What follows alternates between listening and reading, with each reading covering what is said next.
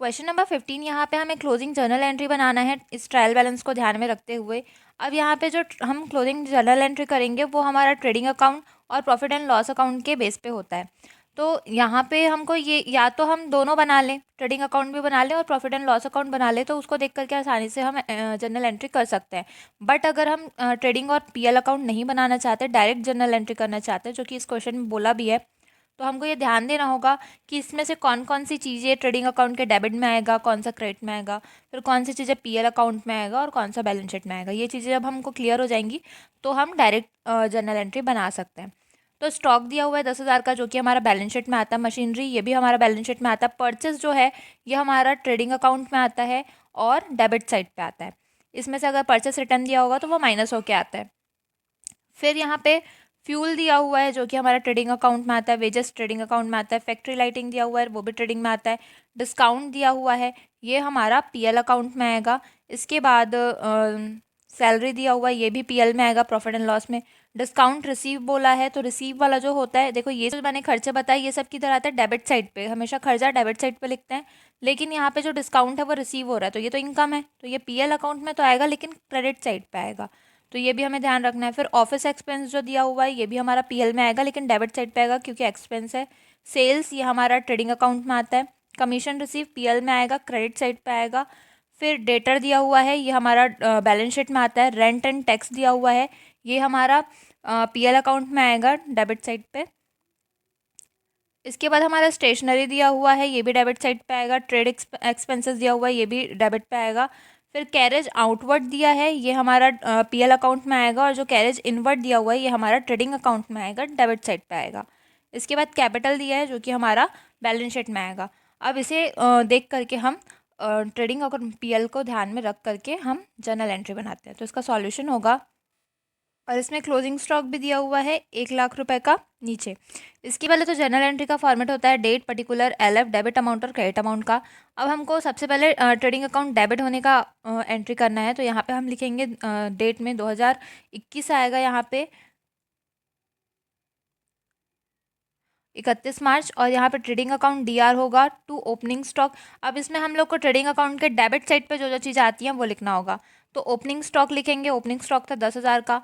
Purchase था हमारा 1,80,000 का। वेजेस था 40,000 का। फ्यूल ये था हमारा 10,000 का। फैक्ट्री लाइटिंग था 10,000 का। कैरेज इनवर्ट था 3,000 का। ये सबको जोड़ करके दिखा देंगे तो 2,53,000 हमारा आ जाएगा टोटल ट्रेडिंग अकाउंट के डेबिट साइड पे।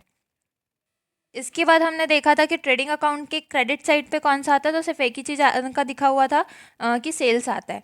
तो यहाँ पे सेल्स अकाउंट डीआर होगा टू ट्रेडिंग, क्योंकि ये क्रेडिट साइड पे आता है ट्रेडिंग के, इसलिए हमने ट्रेडिंग को क्रेडिट किया है। सेल्स था 3,00,000 का, इसे हमने लिख दिया being sales account transfer to trading account. इसके बाद हम 31 मार्च को ये एंट्री करेंगे क्लोजिंग स्टॉक का, क्योंकि ये भी हमारे ट्रेडिंग अकाउंट के क्रेडिट साइड पे आता है। तो या तो हम ये दोनों एंट्री एक साथ कर सकते हैं कि sales account DR, closing stock account DR to trading, या तो ये अलग अलग करके भी शो कर सकते हैं। तो क्लोजिंग स्टॉक था 1,00,000 का, तो ट्रेडिंग में भी 1,00,000 आएगा। इसके बाद हमको प्रॉफिट एंड लॉस निकालना होगा, तो यहाँ पे 2,53,000 में से ये 3 और 1, क्योंकि ये दोनों ट्रेडिंग के क्रेडिट साइड पे आया है, तो ये कितना हो जाएगा 4,00,000। 4,00,000 में से 2,53,000 माइनस करेंगे तो हमारा बैलेंसिंग फिगर आएगा 1,47,000। तो क्योंकि इसमें हमें क्या हुआ है, प्रॉफिट हुआ है, तो हम प्रॉफिट को ट्रांसफ़र करने की एंट्री कर रहे हैं। तो जो ग्रॉस प्रॉफिट होता है वो ट्रेडिंग अकाउंट के डीआर साइड पे लिखाता है, इसलिए हमने यहाँ पे trading account DR to profit and loss account किया है। और इन दोनों को अपन जब जोड़ देंगे तो 4,00,000 आएगा। 4,00,000 में से 2,53,000 माइनस करेंगे तो 1,47,000 यहाँ पे हमारा प्रॉफिट में लिखा जाएगा। इसके बाद हम पीएल अकाउंट को ध्यान में रख करके जनरल एंट्री करेंगे। इसमें भी सेम प्रोसेस रहेगा। पहले हम पीएल अकाउंट का डीआर लिखेंगे और पीएल अकाउंट के डीआर साइड पे जितनी चीज़ें आती है उसे लिखेंगे। फिर एक बार पीएल अकाउंट को सीआर में लिखेंगे, क्रेडिट में, और उसमें जितनी चीज़ें आती है उसे लिखेंगे। और फिर दोनों का जो बैलेंस होता है, मतलब दोनों का अंतर निकालेंगे और उसको हम प्रॉफिट या लॉस पता करेंगे, नेट प्रॉफिट या नेट लॉस। तो हमने यहाँ पे पीएल यानी कि profit and loss account D R किया। अब यहाँ पे हमको क्वेश्चन में क्या क्या चीज़ें दी थी जो प्रॉफिट एंड लॉस के डीआर साइड पे आता है, तो सैलरी दिया हुआ था 6,00,000 का। इसके बाद डिस्काउंट दिया हुआ था 8,000 का। ऑफिस एक्सपेंस दिया था 30,000 का। रेंट एंड टैक्स दिया हुआ था 5,000 का। स्टेशनरी था 6,000 का। ट्रेड एक्सपेंस था 2,000 का, और कैरेज आउटवर्ड था 6,000 का। ये सबको अपन जोड़ेंगे तो 17,000 आ जाएगा हमारा प्रॉफिट एंड लॉस अकाउंट के डीआर साइड पे। इसके बाद क्रेडिट साइड पे कौन कौन सी चीज़ें आएंगी प्रॉफिट एंड लॉस में, तो डिस्काउंट रिसीव था और कमीशन रिसीव था। तो हमने यहाँ पे discount account DR, commission DR to profit and loss किया। डिस्काउंट था 2,000 का और कमीशन था 4,000 का, जोड़ करके ये 6,000 हो जाएगा। अब यहाँ पे हम, क्योंकि ये हमारा डेबिट साइड का टोटल ज़्यादा आया है और क्रेडिट साइड का कम, तो क्रेडिट साइड पे जो बैलेंस आता है उसको हम बोलते हैं लॉस। तो यहाँ पे हम, अब यहाँ पे हमें पता है कि जो ग्रॉस प्रॉफिट होता है वही हमारा पीएल अकाउंट में किधर जाता है, क्रेडिट साइड पे। यानी कि ये 1,47,000 जो है वो हमारे पीएल अकाउंट में पहले से क्रेडिट साइड पे लिखा होगा।